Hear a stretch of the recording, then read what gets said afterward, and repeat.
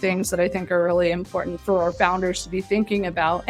What does your interview process look like? And it doesn't have to be set in stone because it's going to evolve as you grow. But the problem that I see is if you're having just conversations with candidates and a conversation varies from one candidate to another, you're not benchmarking your talent properly. And so you could end up making the wrong hires. Hey, this is Gareth Webb, and you're listening to Breakout, a show that cuts through the hiring noise. Here, you'll get an unfiltered view on what early and growth stage companies are doing so that you can take their best practices, processes, and frameworks and implement them to help you build teams more confidently. Natalie, hi, thank you for joining us again. I feel like I've had quite a lot of your time lately for various conversations and having you come down to Austin as well. Appreciate that. So timely conversations. So a big announcement today, just closed another big round, and that's public knowledge now, right? It is public knowledge now. Yes. Very good. Yeah. It's nice to that'll see be good our news. Sixth fund. Yep. Sixth fund. Yeah. Right. Is this fund just a new fund, or is it toward any sort of specific niche? There isn't like a specific niche. That's the one thing. If you read any of the blog posts that we did, basically principals have moved into partner roles. And what I would say is actually, it's kind of the opposite. It's like we are very thematic, and we've been at this for 11 years. And so for us, like if we're winning with, this deep knowledge of these spaces like developer tools, like infrastructure, like security, et cetera, we're building a name and a reputation around that as well because of the deep knowledge. There's really no reason for us to be. I think we will look at different technologies and whatnot, but like for the most part, we kind of stay in our own lane. And that's probably one of the reasons that we, have been so successful. I believe there was a study done where we have the most unicorns of any seed investors, I think, out there, which is pretty exciting. It's fairly mad statistic, especially when trying to court new investors.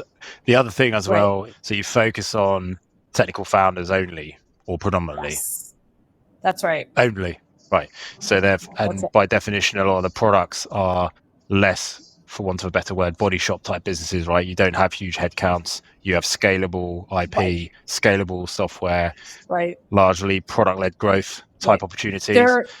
We have a number of product-led growth companies, and that I would say has been in the last handful of years, mostly because that's a new sales motion. But that is one of those motions that works really well with developer tooling because you win the minds and hearts of developers, and then it kind of moves up organically through the organization, through the engineering team.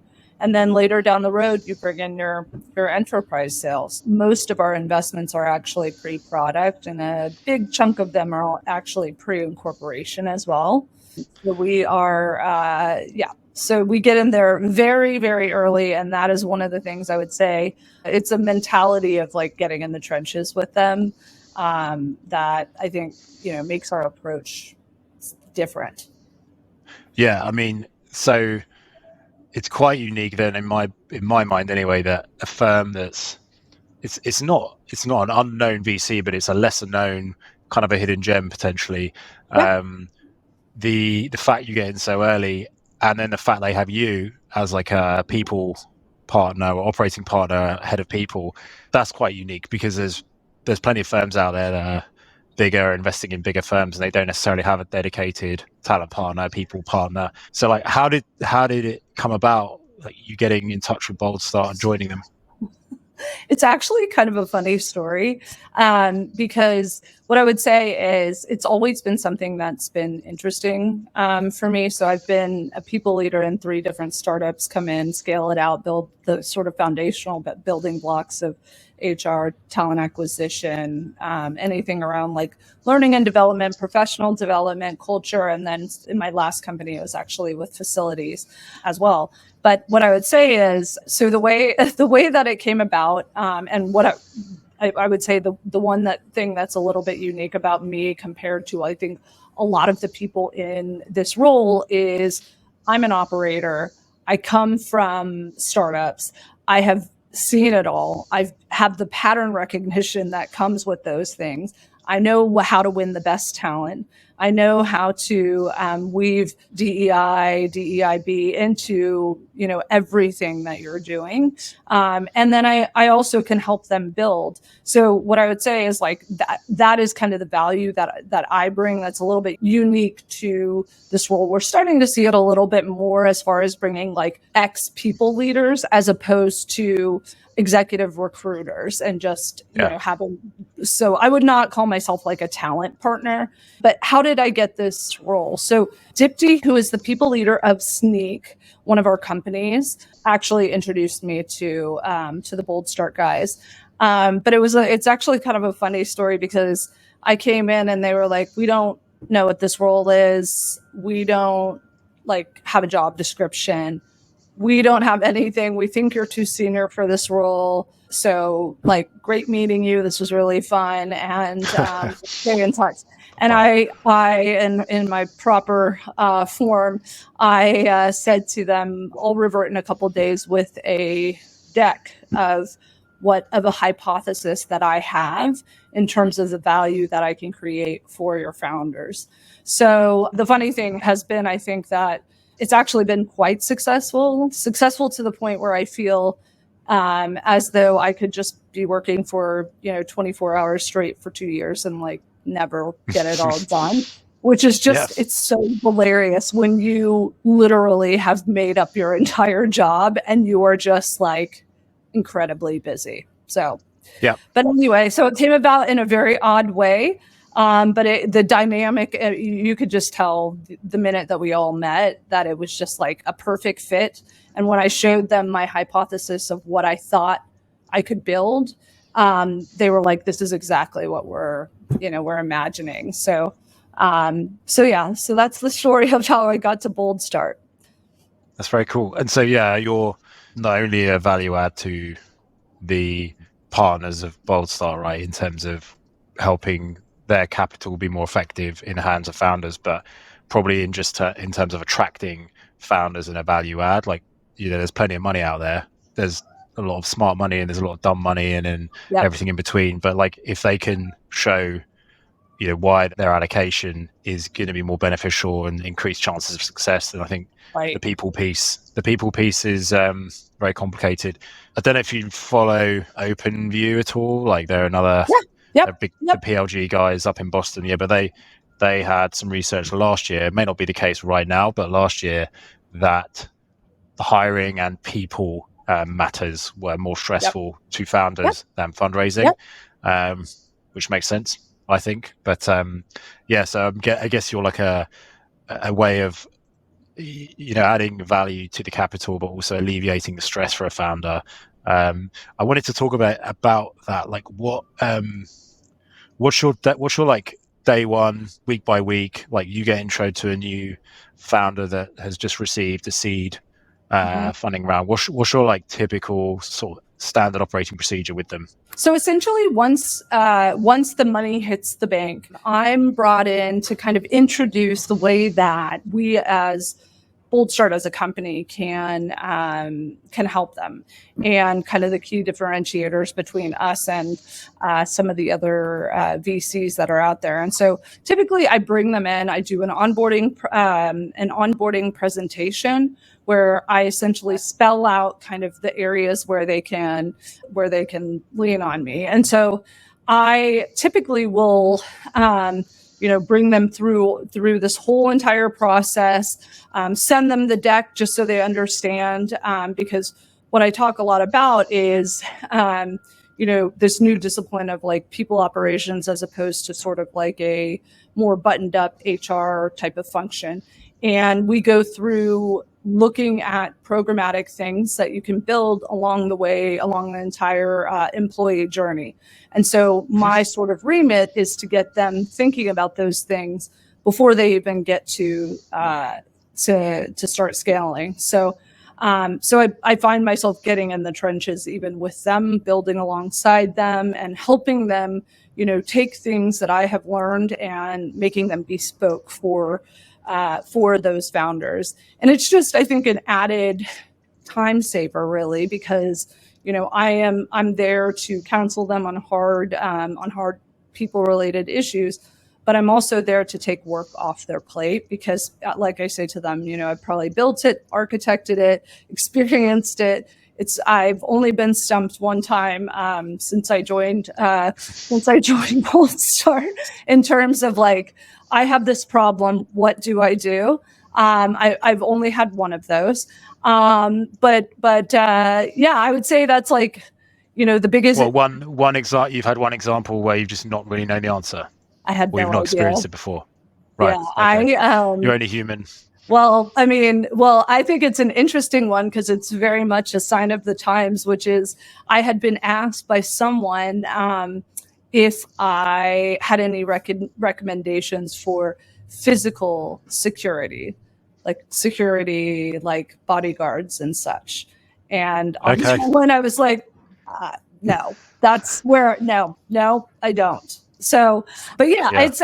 I think the biggest thing is really just, we have these technical founders, typically engineers, technical product managers, et cetera, in the CEO, in the founder seat. And so my goal is to help them think through how can you build a culture that is people first in this hyper technical environment. So a lot of it is really just, teaching them how to fish, essentially. And so if the money hits the bank, you give them kind of a bespoke run through, but it is essentially a structured playbook that you have. There's like almost like a mini program of, hey, here's the first few things you need to take into account. Yeah, well, what I'll say is because certain companies, like one of our companies, actually within their first 4 hires, they had someone who is essentially people leader. And so that wouldn't be a company that I'd spend a ton of time with. I spend time with her bouncing ideas and things like that. But for the most part, she's coming into this with that knowledge already. So for the most part, in terms of playbook, you'd be surprised at how much it actually does vary in terms of what they've already been thinking about, what they've already built before. And some of these founders have had their heads down building for, some time. So it really just kind of depends. I would say playbook wise, I have like a list of times in terms of, checking in with them and just making sure, do you like have this insurance set up? Have you, you're starting to hire abroad. What are you doing? Are you building an entity there? Or are you actually using one of the, one of the international PEOs and weighing the pros and cons and things like that? So it's one of the things I love about this job is actually the diversity, because again, I could have, the people leader of a big ID, which is already a unicorn, coming to me and saying like, what's your favorite tool for X, Y, and Z? And that could be something like a tool for like a Confluence or something like that. And then I could have someone saying parental leave. What do I do there? So it's like, that is the beauty. Everybody wants to know what everyone else is doing. Yeah, totally. Like, where do we have to be? How do you help with that? Like if it's something that's pretty complex like that, where do you get your intel from? Yeah, so a couple of things. I would say that one, I read a lot. I try to keep tabs on the market. I have 2 really amazing people ops organizations. One that is very New York centric, and then one that is People Tech Partners, which is an advisory service for HR tech. And so it is essentially, frankly, some of the best people leaders, I'd say actually in the world in both of those groups. And, I have the experience of the pattern recognition that comes from doing a lot of these things. However, in this new world that we're living in, I look to them a lot to say, what are these things? Have you experienced this thing before? Or one of our founders is actually, something's, awry with X, Y, and Z. And I have a really good group of people to lean on in order to get advice and figure out kind of how other companies are responding. I will say I don't know a bigger community that shares as much outside of probably engineering, that shares as much in terms of making sure that we're all even things like attrition numbers and things like that, just so we can all compare and make sure that, are you an outlier? Well, then we probably need to focus on why you're not getting your offers accepted or whatever it may be. So because this is just a very, very, very unique market right now, a very hard market right now, I think it's helpful for my founders to understand that they're not special, that like everyone's going through, these issues. You are not the only one. And so being able to advise from that perspective also, I think, makes them feel like, okay, so it's not just us. This is happening, to other companies and things like that, which obviously when things are hard and being able to find out that other companies are experiencing, even larger companies that have way more name recognition are, really neck and neck with you in terms of offer acceptance rate, in terms of, how many candidates are actually coming in the top of the funnel, those kinds of things. Mm-hmm. So frankly, it makes them feel better to know that, what they just have to keep focused, stay on track. And in a lot of cases, depending on what the problem is, they'll bring me in to look at how they've been doing something. And I can say, okay, well, different market now. This is how we're going to have to switch up the way that our approach essentially to recruiting, to human resources, all of those different things. So yeah, that's basically it. Yeah, there's no gradual iteration anymore. I feel like it's kind of like the changes are drastic. The changes are like on a dime. Right. Like the market's changed from being the most empowered market for a candidate 2 months ago to not really being the case anymore.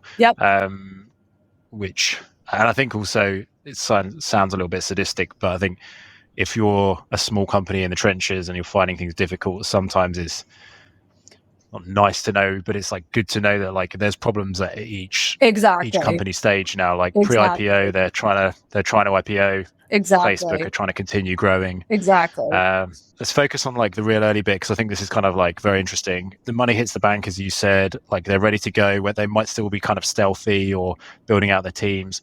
And it's not full steam ahead with growth, but maybe it's they're just trying to get critical mass in their team. What are the common mistakes, not just around hiring, but just in terms of people ops? What are the most common mistakes you see that you try and negate with your presence? I'm there's tons of those. Well, I would say top 10. But again, none of these things are surprising to me. And this is the thing that I say to all of our founders too, is it would be weird if you knew all of these things, just like it would be weird if I could come in and code as well as you can. So that's why I'm here. I would say one thing, and this was something we were talking about early on, is the prematurely scaling. I think that, the companies that end up just moving full force ahead with hiring and maybe don't even have product market fit yet, perhaps they don't even have customers yet or design partners yet. And then if in most cases, because it's happening so quickly, you're not benchmarking candidates against each other equitably. And so you end up in a situation where you may have redundant hires. You may have people stepping on each other's toes if you haven't defined what those roles look like and who owns what. Honestly, a number of things, but that's what leads you to a reduction in force. And so if you're really thoughtful about that, every hire should matter, especially in those first couple of years especially when you're in stealth, frankly. What you don't want to have happen is having to do a reduction in stealth or at seed is doing a reduction in force. That is problematic on a number of levels, but culture takes a big hit when things like that happen, and you don't want things like that to impact your ability to hire the best talent. So we try to slow any of the founders that we have who start just hiring. We are pretty clear with them in terms of saying, I think we need to slow down. You already have a marketing team of 3 people and you still don't really have product market fit yet. So let's, Big marketing team. Slow down. So yeah, that's one. And this one's a 2-part that's kind of interesting. So one is hiring to senior and one is hiring to junior. So hiring to senior, what I mean by that is if you're filling out your team, your early team with VP level and above, in a lot of cases, those are very experienced people. And, for no fault of their own, and it actually makes a ton of sense, if you have a person who's been kind of moving up this ladder, the further they get away from execution. And execution has to be front and center with everything that you're doing, because obviously you're up against the clock, which is how much money you have in the bank. And so what I would say is the further away from execution that a leader gets, the less they frankly want to get in the weeds, get in the minutia, build alongside, be the person executing. And instead of living in an area where you're it's about strategy, it's about starting to plan all of these things without actually having people on the ground building the things that you have to build for people operations. And then the other piece is the junior piece. And we see this a lot as well, which is you meet an engineer who has a ton of promise and, maybe they are right out of school, or you've gotten them to actually leave school or whatever it may be. That's going to require a lot of handholding. And so again, if we're thinking about being up against the clock, that is something that can slow you down immensely, and you or other people on your team. So I would say those 2 things are big mistakes. And then there's 2 other things that I think are really important for our founders to be thinking about, which is what does your interview process look like?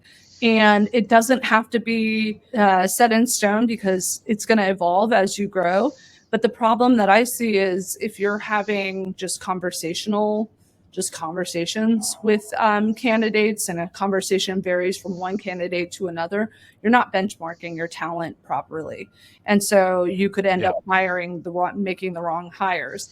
And in that same vein, assuming that a person that you hire is going to be staying for the next 5 to 10 years is just, I try to prepare everyone to understand that right now, startup employees have a tenure of 1.5 to 2-ish years. Typically, that's what it is. Yeah. So don't get hung up on this idea that these people are going to be around forever. And then also there's the DNA of those early stage people versus the DNA of a later stage person, and things like that. And then the last thing I guess I would say is it's hard because, you've been working on this thing, building this product, building this service, whatever it may be, for a long time. You've fallen in love with it. You treat it like your baby.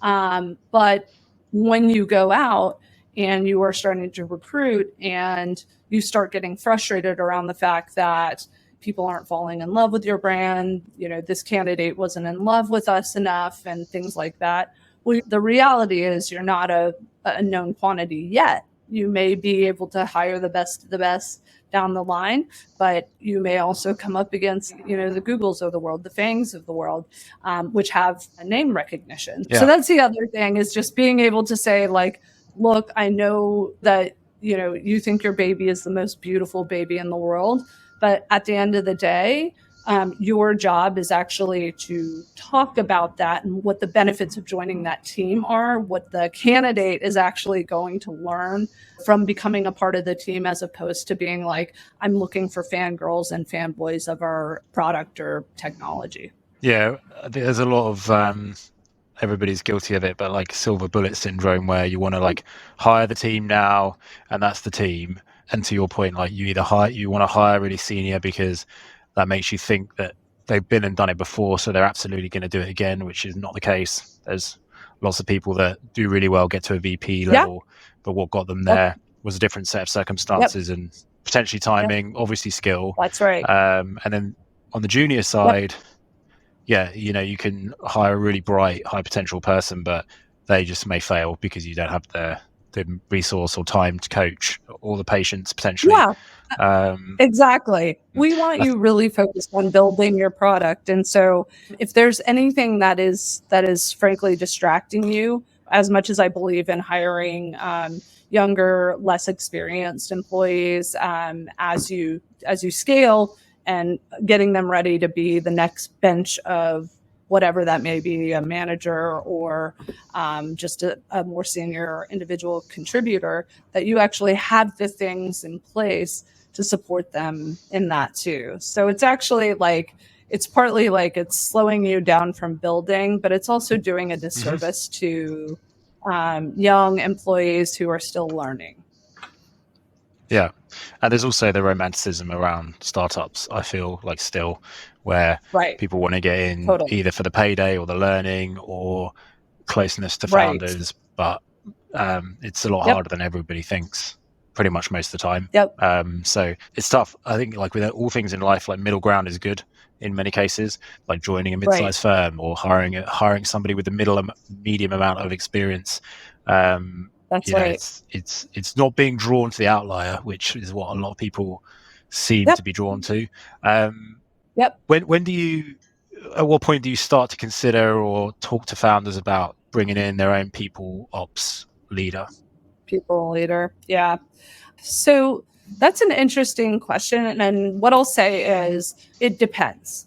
So one of the things I think about is, if you have a hybrid office or an office where everyone's expected to be there, I mean, I would start as early as you possibly can.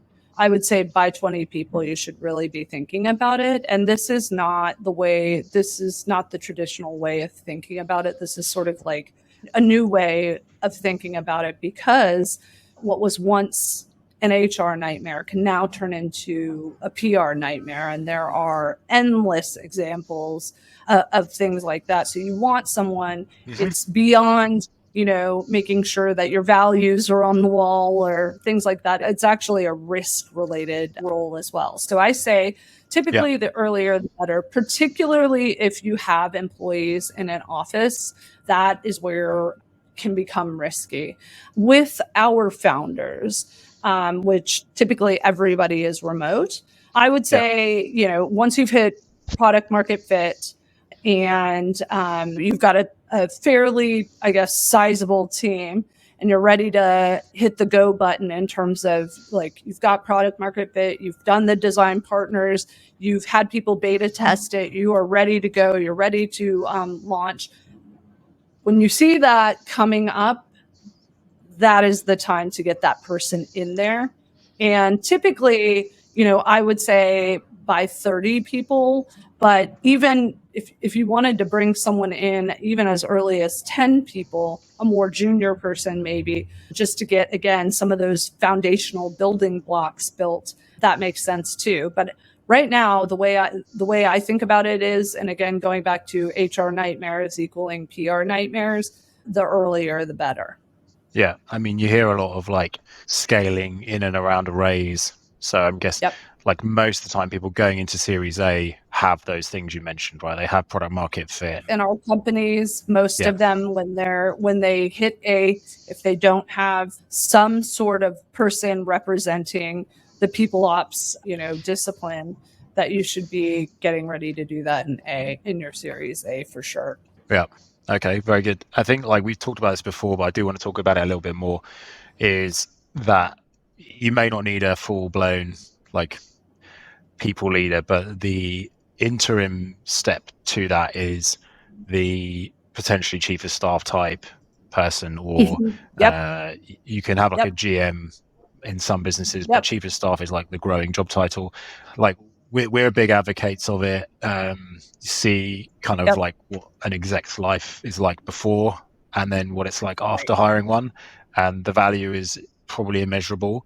Like Right. again, is that something you put into the conversation early as like, hey, have you thought about Mhm. doing this? Or because that's quite a versatile profile you can hire into that role. Like it's not necessarily a Sure. graduate, but it could be someone 3 Sure. years out of college Sure. who's just super Sure. smart. But equally, it could be Sure. someone who's more seasoned and doesn't want to Has an be, MBA, all of those things. yeah. I think you're absolutely right. It's been something I've noticed over the last, I'd say 2 years, is this idea of bringing in this chief of staff, and or what we call at Boldstart, we call them Swiss Army knives.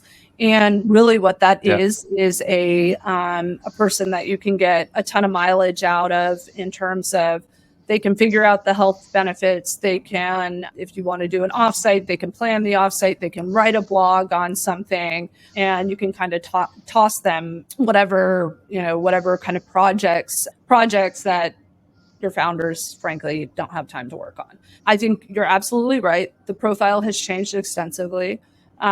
We used to think of chief of staff as being having an MBA, that is, and has worked in consulting probably at some point, and is on the path to call it COO or CEO, and it's a highly business oriented function. And what I would say is, with our founders, because they are highly technical, we like bringing in actually both different, like the chief of staff and or that Swiss Army knife. And oftentimes it's the Swiss Army knife that makes more sense rather than a traditional chief of staff. But essentially, we recommend bringing in those people when your founders are getting to a point where the other things they're doing, the other things that they have to do in order to build a business, become, they're getting pulled away from road mapping, they're getting pulled away from building, etc. When we get to that place where that's going to slow them down, that's when we know we've got to bring that person in. But I would say, it is incredibly helpful, especially when you're dealing with technical founders, to have someone in that seat within 5 people, because you're having to set up your bank accounts, your insurance, all of those kinds of things. And so as a founder, while yes, a lot of this stuff is going to be on your plate for a bit, it is helpful to have that person that you can kind of toss those things over, those like operational things over to. Yeah, I mean, because from your perspective, it's an execution nightmare, isn't it? If you have very bright minds who should be fully embedded in the innovation kind of life cycle and engineering, talking to customers, right, and they're being bogged down with ops.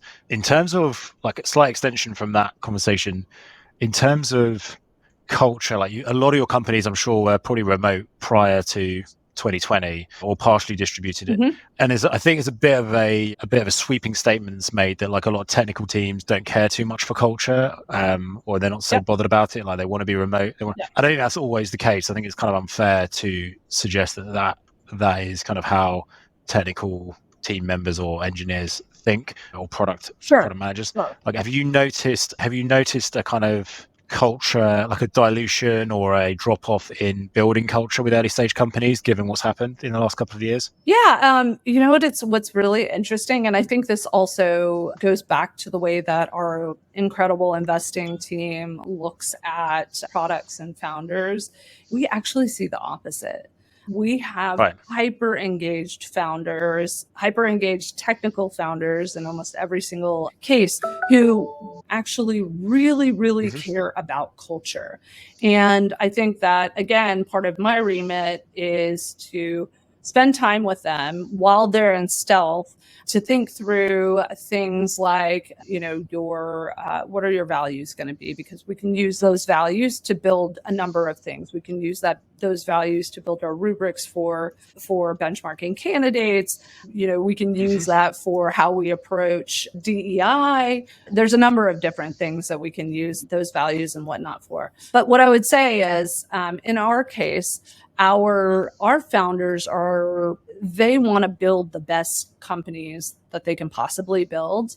And I think a lot of them have spent time in companies that don't have good cultures. And so they understand that is actually how you pull people in. And so again, I work with them to think through, and actually there's a first round article that was written many, many years ago that says about 80% of your culture comes from the founders. And there are endless examples of that as well. So the culture already basically exists. It's starting to build and come about with the founders. And so it becomes exercise in like, how do you codify what your culture is? How are we going to sell that to candidates? So I feel that's something that's really interesting about these founders is, for the most part, they are obsessed with building, amazing companies and having, phenomenal leaders and giving people opportunities to learn. And, they listen to me when I'm saying, you need to have a mental health offering because we're in the largest mental health crisis we've ever had, and really thinking about like, how do you support your people? So I'd say we're very lucky on that side in terms of culture. Yeah, I think this sort of singularity of vision and purpose with your founders in particular, right? Like they're solving, often it's a very, very narrow, but like large scale problem. So having people align with that and join, there has to be a singularity of vision through the hiring process. What do you think? You've kind of done agency world, in-house talent and people. Now you're in the VC space, seeing all of it. Probably, you're like right in the face of it, but you can probably step back sometimes and see the industry changing. What do you think's missing in like the people industry, both the talent and the people ops? What do you think are the things that need to change in the short, medium, long term? Well, I'll tell you one thing that I get asked about a lot, and it's something, frankly, I have great relationships with Outscout, with Single Sprout in New York, and a number of other partners that work independently, freelance folks. And one of the things I hear a lot is, I want a contingency recruiter. And, that's hard. Like I think we're seeing less and less on the contingent side and more on the container or retainer side of things. So that's the first thing that actually came to mind in terms of things that they are looking for when they're going outside of, or they don't have an internal team yet. So that would be like the biggest thing. And then look, like, I think we know who the I call them the incumbents of technology, exec search in technology. And do you see most people get money and then gravitate towards that? They just go to the bigger names. Yep. Yeah. Absolutely. Even they can afford it in the short term, but they probably don't really understand like how expensive that could be for them. Because we're very upfront with them about how much it's going to cost. And with the incumbents, you're not looking at spending in most cases less than $75,000 for an executive, and that's actually on the lower end. If you're talking a C-suite person, it could be well over $100,000. So that's why I'm saying the contingency model is really attractive to them, because they only pay, you only pay when there's a success, and they're helping you fill at the top of the funnel. But they have ample choice. So like, why is that a problem? Because there's would you say they're getting hit up all the time. So I guess it's just like how the filtering, you mean, is the problem. Like they don't knowing who to go to. Right. They don't know who to go to. And so oftentimes they'll come to us for recommendations. And like I said, I have a handful of companies that are contingent recruiters. Again, not many left. But that said, I can help them fill out the team using these partners that I have that are from like the, individual contributor side of things, which is actually what they're looking for, is staff and principal level engineers that can move the needle. Yeah, the doers. Yeah. And frankly, like, the big guys of the world, I won't name names, but the big guys of the world in terms of these large exec recruiting companies oftentimes will not do any searches below a VP level. So, and with my founders, in most cases, we're saying we don't want a VP level person at this stage. So we wait for them to, raise their second round of funding and then start to think about, bringing in a exec recruiter. But I think there's so many opportunities out there that for me, I really believe in experimentation, and that is with building people programs, but also on the side of working with different vendors. And one of the things I've been really pleased with is that our founders have been incredibly impressed with the people that we have brought in to work with them on hiring those ICs, and being just beyond impressed. So I've had a lot of luck with the companies that are going to work hard because they're trying to build their reputation. And so for me, I am all about experimenting with new people. I have a very, very fine-tuned sense of intuition. And so, a good BS detector. Yes, it would be a good BS detector. And then obviously there's the data, like show me who you've worked with before, show me the people that you've hired, how long are these hires taking, those kinds of things. And then I'll say this we got to test this person out. Yeah, that's a good shout. I was going to ask you about, it's quite a timely conversation point, and I've spoken to other people leaders who have a slightly different view to you, but like that's completely fair. Like we all have different philosophies. The notion of somebody that's been laid off, right? And currently we're seeing thousands of people being laid off. Yeah, like some hiring managers and execs and people team won't touch those candidates. Like that's not something that people don't want to hear it, but it is the truth. Some people are like, well, they got laid off for a reason. But it's also bad luck, and you could have just joined the firm at the wrong time. Your view is that like they should categorically be considered for roles, right? If there's a fit. Correct? Well, here's the problem. When you do a layoff, in most cases, you should not be doing a layoff based on performance. If you have a person that's having a performance issue, terminate that person. If you're throwing in all the people that for some reason you don't have the guts to terminate based off their performance, then it can get a little dicey. But the issue is it can get dicey, but the problem is there's also, like, again, a risk component to it. So you lay this person off. 3 weeks later, you're like, oh my gosh, we do need another demand gen person. So let's put the job out and, see who we can get. You can actually get sued for that because you did not terminate them. You laid them off. So it's wrongful termination. But I think, the point I try to make is that this is something that I talk to a lot of founders. In fact, I wrote this in one of our Slack channels yesterday, which is I share a lot of the layoff lists and lists of talent from different organizations that I know hire well. And then I'll say to them, look, like, you need to understand that people decide on who goes in a lot of different ways. So some companies, it's anybody who started after February has to go. And in other organizations, it could be the most expensive people. We got to cut the most expensive people. So I just want people to have an open mind, I think, when you're looking at stuff like that, as opposed to just assuming that a layoff and termination are not the same thing. So blanket statements don't don't do anybody any favors, really, do they? I think That's it. people just are so time poor that they like, oh, I can't be bothered to think Right. about that, so I'm not going to engage.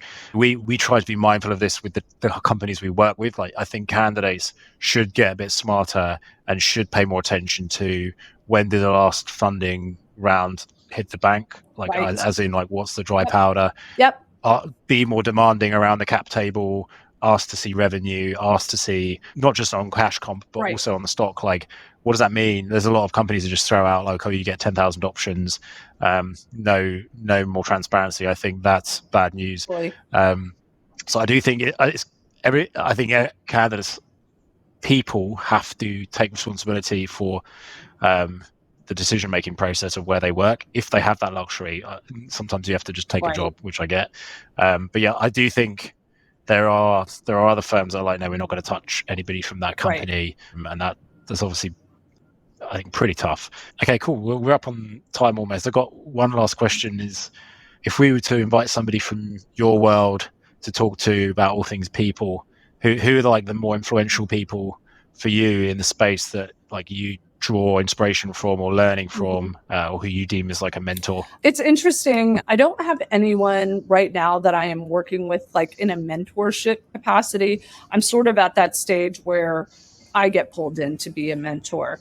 But that said, I think there's a number of people who are interesting to listen to. Obviously, everybody knows Laszlo Bock. I would say that I'm trying to remember the CHRO of Deloitte. He's also very outspoken about a number of things, and consistently kind of writes and also studies the dynamics of what's happening out there in terms of